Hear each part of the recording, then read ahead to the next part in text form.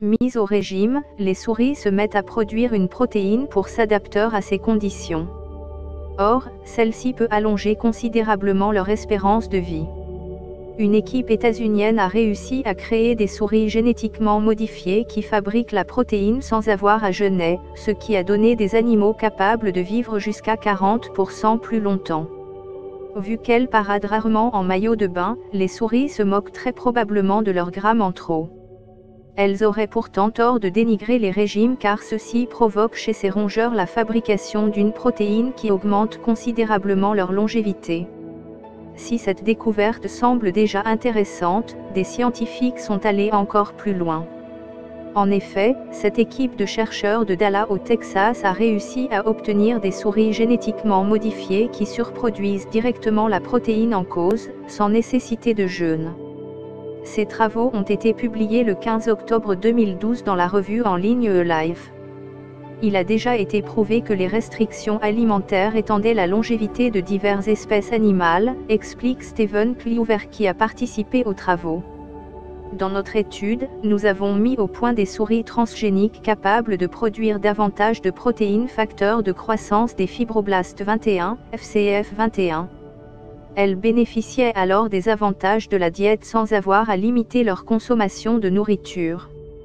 Les souris mâles qui surproduisaient la protéine ont vu leur longévité moyenne augmenter de 30% et les femelles d'environ 40%. Une protéine qui fonctionne comme une hormone. Alors qu'aucune souris du groupe de contrôle n'a atteint 3 années d'âge, certaines souris génétiquement modifiées n'ont pas été loin de souffler 4 bougies sur leur morceau de fromage. Cette longévité est bien due à FCF21 qui est produite par le foie lors de périodes de jeûne afin d'aider le corps à supporter la situation. Bien que ce soit une protéine, elle fonctionne comme une hormone dans le sens où elle est produite par un organe, mais agit sur un autre. FCF21 améliore en fait l'efficacité de l'insuline hybride certaines hormones de croissance. Ces dernières peuvent causer des cancers et d'autres maladies si elles sont trop abondantes. Mais cela n'est pas sans effet secondaire pour les souris.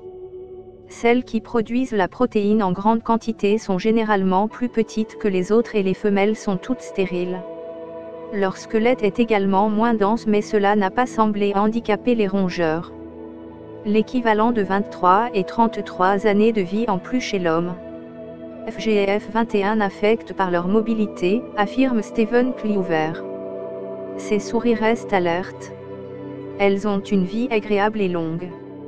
Mais leur faible densité osseuse et l'infertilité des femelles vont demander davantage de recherche afin de déterminer s'il est possible de séparer les effets de l'hormone sur la longévité de ceux sur les os. Le gain en termes d'espérance de vie n'en reste pas moins considérable. Cela équivaudrait, pour les Français, à gagner 23 années d'espérance de vie en plus pour les hommes et 33 pour les femmes. Pour David Mangelsdorf, un doyen de pharmacologie qui a participé à l'étude, la découverte est de taille. Le vieillissement et les maladies qui lui sont liées représentent un fardeau toujours plus important pour la société moderne. Des médicaments qui ralentiraient le processus seraient très recherchés. Ces découvertes ouvrent la possibilité d'une thérapie hormonale pour allonger l'espérance de vie.